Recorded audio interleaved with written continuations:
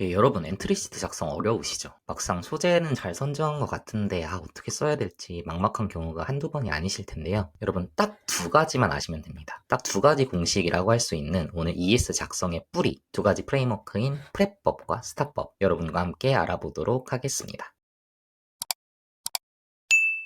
오늘의 주요 내용입니다. 엔트리시트는 물론이고 면접에서도 활용할 수 있는 두 가지 프레임워크, 논리 전개 구조인데요. 이 두 가지 프레임워크를 각각 한 문장으로 정리해보면 프랩법 같은 경우는 간결하고 논리적인 전달이 필요한 경우에 사용되는 구조이고 스타법은 스토리텔링이 필요한 경우에 사용되는 구조라고 보시면 되겠습니다. 물론 상황이나 질문 유형에 따라서 프레임워크를 변형하거나 조합해서 활용해야 되는 경우는 있지만 이 두 가지가 이 작성법의 근본이라고 봐주시면 되겠습니다. 예, 그럼 바로 본론으로 들어가 보겠는데요. 첫 번째로 프랩법입니다. 핵심은 결론부터 명확하게 전달하는 것인데요. 지난 영상에서도 말씀드렸지만 비즈니스의 세계에서는 구구절절한 설명만큼 분노를 일으키는 게 없다라고 말씀드렸었죠. 하고 싶은 말의 결론이 뭐고 그 이유가 뭐고 그 이유에 대한 부가 설명이 필요하면 붙이는 그것만으로 충분합니다. 아마 조금 와닿지 않는 분도 계실 것 같아가지고 실제로 비즈니스 씬에서 어떻게 쓰이는지 한번 간략한 예시를 가공해가지고 한번 말씀드려 볼게요. 예를 들어서 저는 이번 프로젝트의 성공을 위해서는 유튜브보다는 인스타 광고가 더 효과적이라고 생각합니다. 왜냐면은 이번 프로젝트의 주요 타겟은 일본에 관심이 많은 20대에서 30대들인데 인스타 쪽이 훨씬 더 목표 집단에 대한 타겟팅도 정밀하고 예산도 합리적이기 때문입니다. 기존의 유사한 프로젝트들의 광고 성과들을 보더라도 투여 비용 대비 노출수도 그렇고 CTA 성과도 인스타가 더 좋았기 때문에 이번 프로젝트에서는 인스타 광고 쪽에 더 힘을 실어야 한다고 생각합니다. 이런 식으로 PREP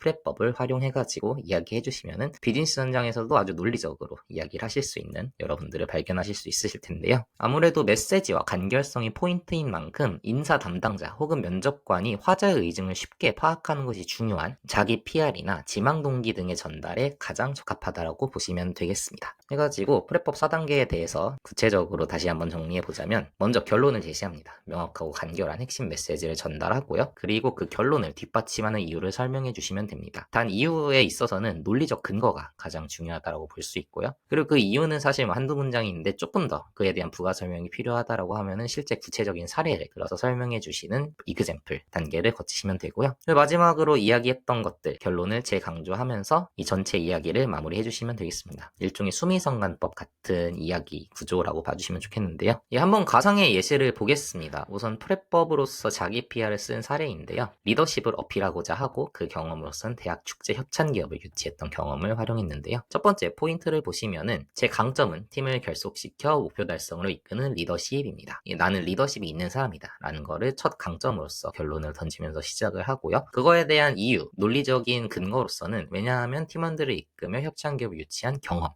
있기 때문입니다 라고 이야기를 했습니다. 그리고 나서 이 경험이 구체적으로 어떤 경험이었는지를 뒷받침해 주는 것이 바로 이 이그젬플 사례라고 볼 수 있는데요. 해당 프로젝트에서 프로젝트 리더를 맡아서 팀원들의 의견을 모으고 역할 분담을 했고 그리고 실제로 이제 정기 미팅으로 소통체계 확립하고 좀 어려움을 겪는 팀원들에게는 코칭을 통해서 결론적으로 이 수치로 자랑할 수 있는 목표 대비 130% 협찬 유치 성과를 달성했습니다 라는 점을 이렇게 리즌의 이제 뒷받침 이그젬플로 활용했다라고 봐주시면 되고요. 그래가지고 다시 한번 이야기를 하죠. 이 경험을 통해서 저는 이러한 리더십을 발휘할 수 있고 가지고 있다라고 생각하고요. 그리고 기사에서 이러한 역량을 발휘하고 싶다라고 하면서 마무리를 하고 있습니다. 구조가 상당히 단순하죠. 저는 리더십이 있는 사람인데 왜 리더십이 있다라고 자부할 수 있냐면 이러한 경험이 있기 때문입니다. 그리고 그 경험에서는 구체적으로 이런 걸 했기 때문에 나는 성공적인 결과를 낳을 수 있었고 이거를 너네 회사에 들어가서도 다시 한번 발휘하겠다. 이런 식으로 깔끔하게 정리하는 것이 이런 프랩법의 구조라고 봐주시면 되겠습니다.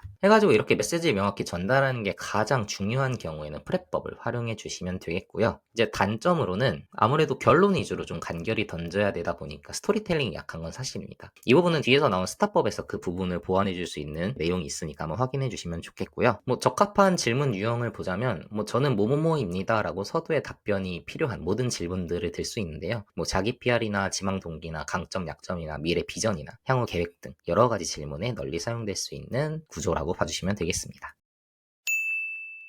이어서 스타법입니다. 프랩법이 가지고 있는 구조적인 한계, 스토리텔링을 더 깊이 있게 할 수 있는 프레임워크인데요. 본인의 경험을 좀 더 조리 있고 설득력 있게 전달하기 위한 논리 구조로서 시츄에이션, 상황, 태스크, 역할이나 과제, 액션, 행동, 리저트, 결과 이런 순으로 진행이 됩니다. 어떤 상황에서 내가 어떤 역할로서 어떤 행동을 해서 결과를 냈는지를 구체적으로 에피소드를 정리해 주는 것이 핵심이라고 봐주시면 되겠습니다. 프레법과 다르게 나의 경험을 강조해야 되는 질문과 궁합이 좋습니다. 그래서 가크치카나 성취 경험이나 뭐 여러 경험을 필요로 하는 그런 질문들에 상당히 최적화되어 있다고 볼 수 있습니다. 그 중에서도 중요한 거는 단순히 스타에 맞춰서 경험을 푸는 게 핵심이 아니라 그 중에서도 중요한 것은 당시 나의 모든 행동의 나제를 보여주는 것이 가장 핵심적인 요소라고 볼 수 있는데요. 왜 그 상황에 처했고 이를 해결하기 위해 그런 역할인 목표를 수립했고 왜 그러한 행동을 했으며 어떻게 그 결과가 나왔는지 당시의 나의 사고 흐름이나 대처 방식을 오롯이 보여주는 게 스타법의 진짜 묘미라고 할 수 있겠습니다. 그래서 스타법 4단계 간략하게 다시 한번 살펴보면은 시츄에이션 당시의 상황에 대한 설명이 먼저 들어가고요. 그리고 그 상황에서 내가 왜 그 과제를 설정했는지 어떤 역할이나 책임을 가지고 있었는지를 분명히 제시를 해주고 그 다음에 본인의 당시 행동 뭔가 문제 해결을 위한 행동들을 이야기해줍니다. 이때 내가 왜 이 행동을 했는지 나제가 확실히 드러나는 게 가장 핵심적이라고 봐주시면 되겠고요. 이를 통해서 어떠한 결과를 냈는지 가능하다면 뭔가 숫자로서 이제 구체적으로 좀 증빙할 수 있는 성과가 있다라면 가장 좋겠지만 어찌됐건 일련의 이런 과정들을 통해서 내가 왜 이런 상황에 처했고 왜 이런 과제나 역할을 수립했고 내가 왜 이 행동을 당시 했으며 그를 통해서 어떤 결과를 냈는지 이 네 가지의 나제를 모두 충족시킬 수 있으면 가장 베스트라고 봐주시면 되겠습니다. 그래서 이 스타에 대한 실전 예시도 같이 한번 살펴보면 좋을 것 같은데요. 이 내용 같은 경우 앞서 내용과 동일하죠. 프레법 때 활용한 예시와 동일한 내용인데 프레임워크만 바꿔가지고 이번엔 가크치카용을 한번 바꿔보았습니다. 시츄에이션 당시 상황 같은 경우는 대학 축제 협찬 기업 유치 프로젝트에 참여했다는 이야기가 앞에 나옵니다. 프레법에서는 이 이그젬플 부분에 그 얘기가 구체적으로 나왔었죠. 해가지고 이 부분을 이제 스타법에서는 이렇게 당시 상황을 서두에 기술해 줍니다. 그러고 나서 T 당시에 이제 스스로 설정한 과제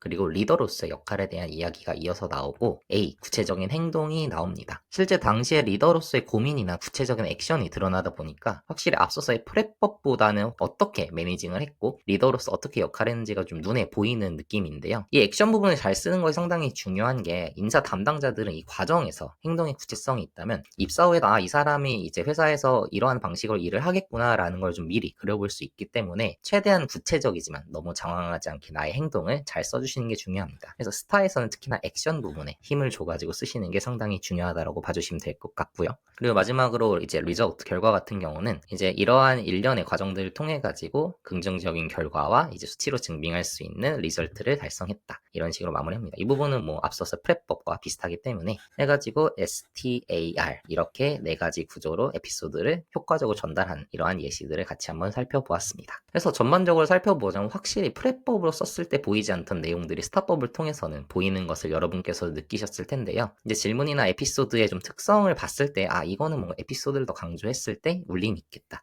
이런 경우에는 스타법을 중점적으로 써주시고 핵심만 명확하게 전달하는 게 핵심이겠다라고 하는 경우는 프랩법을 설정해 주시는 게 중요하다고 볼 수 있습니다.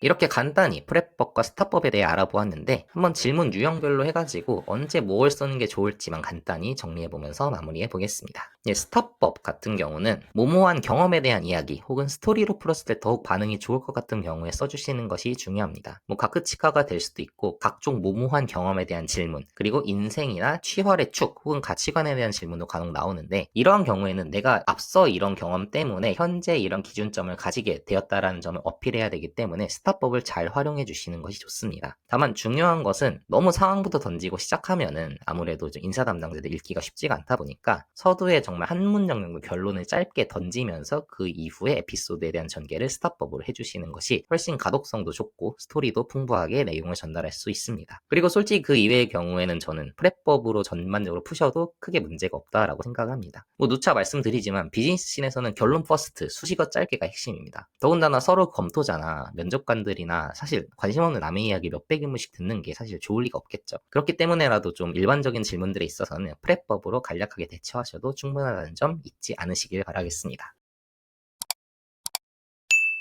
이렇게 ES 작성을 위한 두 가지 프레임워크를 같이 살펴봤는데요. 실제로 기업들을 불문하고 ES에 무조건 나오는 질문들에 대해서 이 두 가지 구조를 어떻게 적용하면 좋을지에 대해서는 다음 영상에서 이어서 살펴보도록 하겠습니다. 특히나 지금 엔트리 시트 쓰셔야 되는 분들 같은 경우는 다음 강의에 있는 거 그대로 가져다 쓰셔도 될 만큼 실전적인 내용이 가득할 예정이니까 관심 있으신 분들은 구독, 좋아요, 알림 설정 잊지 마시고 해주시길 부탁드리겠습니다. 그럼 이어서 자기 PR, 지망 동기, 가크치카 작성법으로 돌아오도록 하겠습니다. 지금까지 테디였습니다.